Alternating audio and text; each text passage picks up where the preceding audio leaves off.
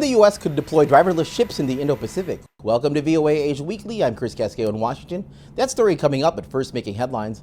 A long-awaited report from the United Nations Human Rights Office says China's discriminatory detention of Uyghurs and other mostly Muslim ethnic groups in the western region of Xinjiang may constitute crimes against humanity. For the first time, Taiwan shot down a suspected Chinese drone flying over one of its outlying islands.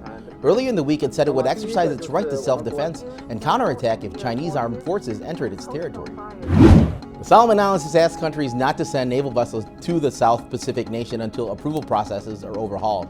The government made the request after U.S. Coast Guard cutter Oliver Henry and a British Navy patrol boat canceled planned port calls last week due to bureaucratic delays.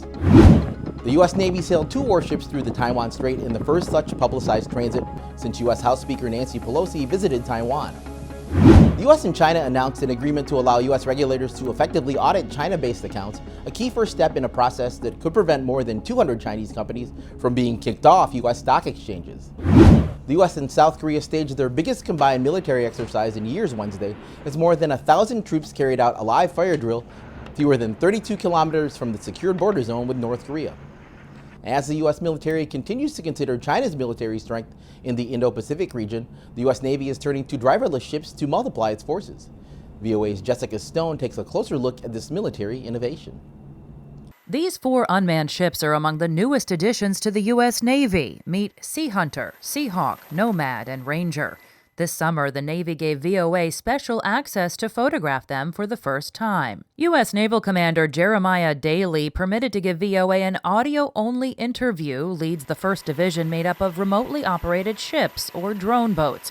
Daly says these unmanned vessels currently being piloted could one day enable the Navy to better patrol the vast 165 million square kilometers of the Pacific Ocean.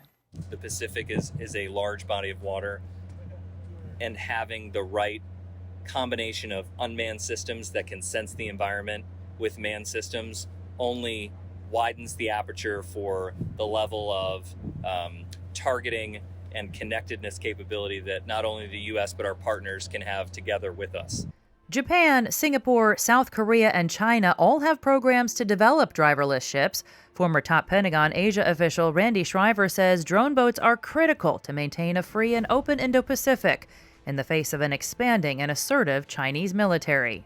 The spaces that are contested are certainly growing, and I think autonomous or unmanned vehicles, either submerged or on the surface, are cheaper. They're more expendable in terms of not risking the lives of sailors. But a U.S. government report released in July raises concerns about whether the Navy understands the logistics support required for these vessels.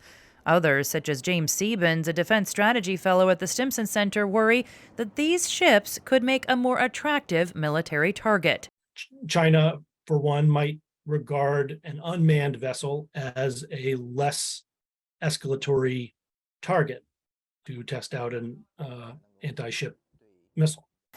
Siebens says that despite those concerns, driverless ships could be critical in responding to a Chinese blockade of Taiwan.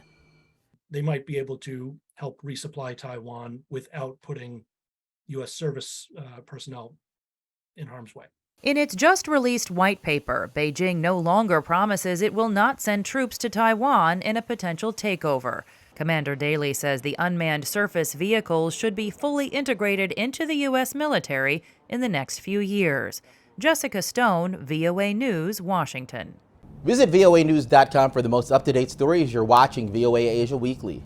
Sri Lanka on Thursday landed a preliminary agreement to obtain $2.9 billion from the International Monetary Fund, a crucial lifeline for the crisis-plagued South Asian country.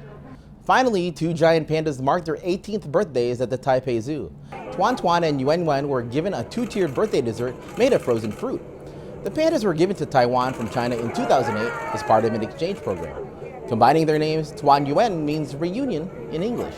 That's all the time we have here on VOA Asia Weekly. Thank you so much for joining us. I'm Chris Casqueo. Please be sure to tune in again next week.